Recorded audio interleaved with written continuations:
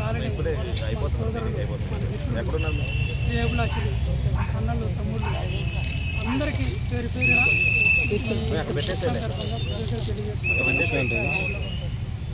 ఈ సినిమా ప్రస్థానం కంటే ముందు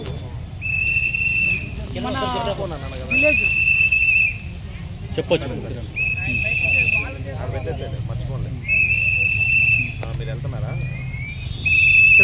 ఈ సినిమా ప్రస్థానం మన ఊరు నుంచే నాకు మొదలైంది.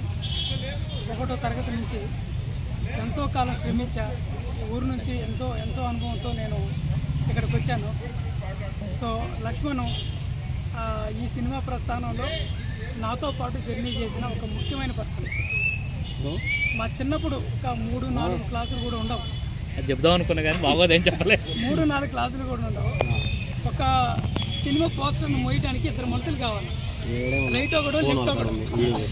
కంతుల తర్వాత డబ్బు కొట్టుకుంటూ ముందు పోతుంటే మీ ఇద్దరం సినిమా పోస్టర్ మోసుకుంటూ ఊరు మొత్తం తిరిగేవాళ్ళం. అవునండి, అసలు దానికి పోటీ పడేవాళ్ళం. జ్ఞాపకం నా జీవితాన్ని ఇలా మార్చేసి. సినిమా అంటే ఎంత పిచ్చి అంటే, ఒక రోజులో చిరంజీవి సినిమా మన థియేటర్లోకి వస్తే ఆడినన్ని రోజులు మేము థియేటర్లోనే. వాడు టికెట్ ఇస్తేనేమో డబ్బులు ఉంటే టికెట్ తీసుకుంటాం, లేకపోతే దాని గురించి చూస్తాం. అవును, లేదనుకుంటే గేట్ల సందులో నుంచి కింద పారుకుంటూ వెళ్ళిపోయాం. అవును, అంత సినిమా ఇష్టం. అంత సినిమాకు అతనికి బాగా అంత నుంచి ఎన్నో సినిమా మీద ప్యాషను, పిచ్చి, వ్యామోహం, రకరకాల వ్యామోహంతో ఒక పిచ్చితోటి నేను అక్కడి నుంచి నా లైఫ్ జర్నీ స్టార్ట్ అయింది. తర్వాత ఈరోజు గ్రామ పంచాయతీ ఎలక్షన్స్ వస్తున్నాయి. రాజకీయాలు అనేవి నేను ఒక అనుభవంతో ఒక విషయం చెప్తున్నా. ఎవడు ఏ రాజకీయ నాయకుడు మనకి ఏమీ చేయడు. నేను వల్లావిలోని ది బెస్ట్ లీడర్ అనుకున్న పర్సన్ ఫస్ట్ బుల్లెట్ నేను తోలాను. మన కాలనీలో వాళ్ళ ఇంటికి వెళ్ళిపోయి నేను కూర్చొని మాట్లాడిన వ్యక్తిని కూడా నేను ఒక్కనే. అంతకంటే ముందు ప్రతి ఓడు వెళ్ళిపోయి మన వాళ్ళు ఆయన కాళ్ళ కింద కూర్చున్నారు. సో ఆయనే కాదు, ప్రతి నాయకుడు అలాగే ఉంటారు. బయట అలాగే ఉన్నారు, ఊళ్ళో అలాగే ఉన్నారు, ఎక్కడైనా అలాగే ఉన్నారు. నేను చెప్పాలనుకుంది ఏంటంటే, మనం ఎక్కడున్నా సరే మన లక్ష్యము, మన గోలు ఒకటి ఉండాలి. ఆ గోలు, ఆ లక్ష్యం ఏదైతే ఉంటుందో దానికోసం నువ్వు ఫైట్ చేస్తే ఖచ్చితంగా ఎదుగుతావు అనేది ఒక ఉదాహరణకి నేను ఒక్కనే. సో రోజు సినిమా ఫీల్డ్లో నన్ను చాలామంది అడిగారు ఏం ఒక్కడ హెల్ప్ చేసేవాడు ఉండేవాడు, ఎవడు పట్టించుకునేవాడు కాదు. ప్రజెంట్గా నేను ఒక ఆఫీస్లో ఈరోజు వర్క్ చేస్తాను. ఒక సినిమాకి చేస్తుంటే నన్ను నిన్నగాక మొన్న ఒక 4 days బ్యాక్ డైరెక్టర్ గారు నేను గణపతి పూజ చేయాలనుకుంటున్నా, ఒక హోమం చేయాలనుకుంటున్నా, మీరు వస్తారా అన్నాడు. నాకు అర్థం కాల. మీరు వస్తారేంటి సార్? నేను వస్తాను ఖచ్చితంగా అన్నా. లేదు మళ్ళీ మీరు పూజలు చేస్తారో లేదో నాకు డౌట్ అన్నాడు. అంటే బ్యాక్గ్రౌండ్ ఎంత చెక్ చేస్తున్నారు చూడండి. నాతో ఉన్న ప్రొడ్యూసరు, నాతో ఉన్నవాడు నన్నే అడిగిండు మీరు వస్తారా అని అడిగిన. అంటే నేనేం ఆలోచించాలి? ఇలాంటి ఏమంటారంటే ఇది కుల పిచ్చి, డబ్బు పిచ్చి, అహంకారం అన్నిట్లో ఉన్నాయి దీంట్లో. ఇందులో నేను ఎదగలనా అనే ఒక భయంతో నా జర్నీ స్టార్ట్ అయింది. ఒకనొక సిచ్యువేషన్లో మన వల్ల కాదనుకొని నేను విజయవాడ కూడా వెళ్ళిపోయాను. కానీ ఏ రోజు కూడా ప్రశాంతంగా పడుకుంటూ లేదు. ఇన్ని సంవత్సరాలు, అప్పటికే 9-8 ఏళ్ళు అయింది. చదువు వదిలేసా, ఇల్లు వదిలేసా, అన్నీ వదిలేసా, టోటల్గా జీవితాన్ని వదిలేసా. సో ఏం చేయాలి? నేను ఇక్కడికి వచ్చేసి బతకడం కోసం నేను బతకాలా? ఈ బతికేది ఏదో ఫస్ట్ నుంచి బతుకుంటే ఇందాక లక్ష్మి చెప్పినట్టు నిజంగా ఒక పెద్ద పొలిటీషియన్ అయిపోయామని ఆ రోజుల్లో. ఒక మేజర్గా మన గ్రామ పంచాయతీకి ఒక ప్రెసిడెంట్ అయిపోయాను, ఎన్నో చేసేవాడిని. కానీ నేను ఒకటే ఎంచుకున్న లక్ష్యం ఏంటంటే సినిమా. ఏమైపోయిన పర్లా మన జీవితం, మన లైఫ్ ఏమైపోయిన పర్లా అనుకొని అక్కడ నుంచి నేను సినిమా చేసి స్టార్ట్ చేశాను. ఎన్నెన్నో అవమానాలు, కష్టాలు, కన్నీళ్ళు అన్నీ ఉన్నాయి. కానీ ఈరోజు ఇందాక మన సురేష్ గారు చెప్పారు, ప్రతి సినిమాని నేను మన గురించే ఉంటుంది. మన జాతి లక్షణాలు, మన జాతి పడే స్ట్రగ్లింగ్లోనే ఉంటుంది. మన సినిమాలో ఒక డైలాగ్ రాశాను, మన సురేష్ గారు రాశారు. ఒక హీరోయిన్ ఒకటి చెప్పుద్ది అనమాట, భారత రాజ్యాంగాన్ని ప్రతి స్కూల్లో బోధించండి, మనిషికి రాజకీయం అంటే తెలుస్తుంది, వాడు ఎలా బతకాలో తెలుస్తుంది. మత గ్రంథాలు అవి ఇవి కాదు, మత గ్రంథాలతో పాటు భారత రాజ్యాంగాన్ని కూడా బోధించండి అని ఒక పెద్ద డైలాగ్ పెట్టాము.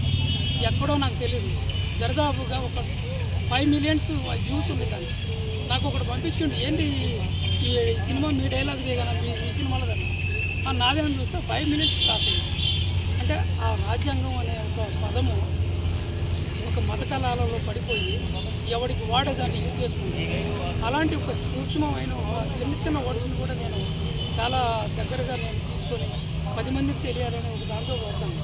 సో అదేవిధంగా మన కాలనీలో ఎప్పటి నుంచో మేము గ్రూపులో చూస్తున్నాం, అన్ని గ్రూపులో ఉన్నాయి.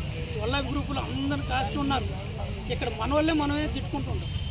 వల్లాభి గ్రూపులో ఎవడు తిట్టుకోడు, మనకు ఎవరు తిట్టుకోడు. ఇంకో క్యాస్ట్ తిట్టుకోడు, అక్కడ కూడా మన వాళ్ళే తిట్టుకోడు. సో ఒకటి మంచి చేస్తే ఇవాళ మీరు నాకు ఇచ్చిన ఈ ప్రోత్సాహం చూస్తే నాకు నిజంగా ఒక ఆస్కార్ గెలిచినంత ఆనందం ఉంది. ఎంత అంటే నేను ఇంకా ఏదో సాధించాలన్న భయం నాకు మొదలైంది. నా లైఫ్లో ఫస్ట్ టైం నేను మరి ఇంత నాకు ఉందా, నా గ్రూప్లో చూస్తుంటే ఇంత పిచ్చెక్కిపోయింది. అసలు నాకు నేను మర్చిపోతున్నా. సో నాకు ఇంకొకటి ఏంటంటే మన దేవేంద్ర గారు ఈరోజు మనము కాస్త కూస్తూ మన జనరేషన్లో చదువు అంటే మనకు తెలియదు. గొడవలు, పంచాయతీ, ఇళ్ళలో అన్నం పెట్టేవాళ్ళు కాదు, ఏముండేవి కావు. మనకేమున్నాయి, నాన్న అమ్మ కష్టపడితే కానీ మనకు తిండి ఉండేది కాదు. ఎవడింట్లో పట్టుమని ఒక 2 బస్తా వడ్లుండేవి కావు. ఆ రోజు కూలి చేసుకునే బతుకులు మనకి. అలాంటి సిచ్యువేషన్లో పాపం మన ఏర్సామి గారు అందరినీ కూరగాయలని ఇచ్చినా ఇవ్వకపోయినా మొత్తాన్ని అందరినీ కూర్చోబెట్టి ఆయన ట్యూషన్ చెప్పి నేనైతే ఆ ఇంట్లో నీళ్ళు చేసుకొని అంటుడుకొని ఎన్నెన్నో నాకు ఇప్పటికీ గుర్తు. ఆయన రెగ్జోనో సోప్తో స్నానం చేస్తే ఆ వాసన పీల్చుకోవడానికి కూడా చాలా అద్భుతం. వాళ్ళు మనం ఆయన గొప్పగా సన్మానించాలి. ఆయన తర్వాత వాళ్ళ కొడుకు దేవేంద్ర ఈరోజు ఖమ్మం జిల్లాలోనే నా గురించి ఆర్టికల్ రాసి, నా గురించే కాదు గొప్ప ఈనాడు పేపర్లో ఆర్టికల్ రాశారండి. మన వల్లాభిలో ఏ చిన్న విషయం సాధించినా మన కుర్రోళ్ళు ఏదైనా చేసినా ప్రతి విషయాన్ని ఆయన ఫస్ట్ మన జిల్లా అందరికీ చెప్పారు. అంత గొప్ప వ్యక్తి అతను దేవేంద్ర కానీ మన విషయం కానీ ఇంకా అవతలకి వెళ్ళిపోతే మనకు ఎవరు తెలియదు. విషయము దేవేంద్ర తెలుసు. సో మన తర్వాత వచ్చేసిన దాంట్లోనే ఆయనకి ఖచ్చితంగా మనం ఏదో ఒక సందర్భంలో మనం ఆయనకి సన్మానం చేసుకోవాలి.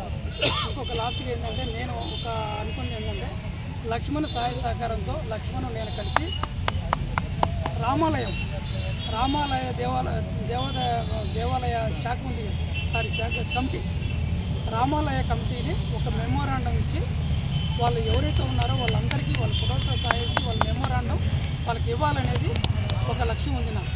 అది ఖచ్చితంగా, ఎందుకంటే మన చిన్నప్పటి నుంచి చిన్న గుడి, ఆ గుడిని ఈరోజు చూస్తే కళ్ళు చెదిరిపోతాయి. ఇది మందేనా అనిపిస్తుంది. అది ఖచ్చితంగా ఆ కమిటీ సభ్యులు ఎవరు, వాళ్ళ ఫోటోలు, వాళ్ళ డీటెయిల్స్ అన్నీ నాకు ఇస్తే నేను చిన్న మెమోరాండం తయారు చేస్తాను.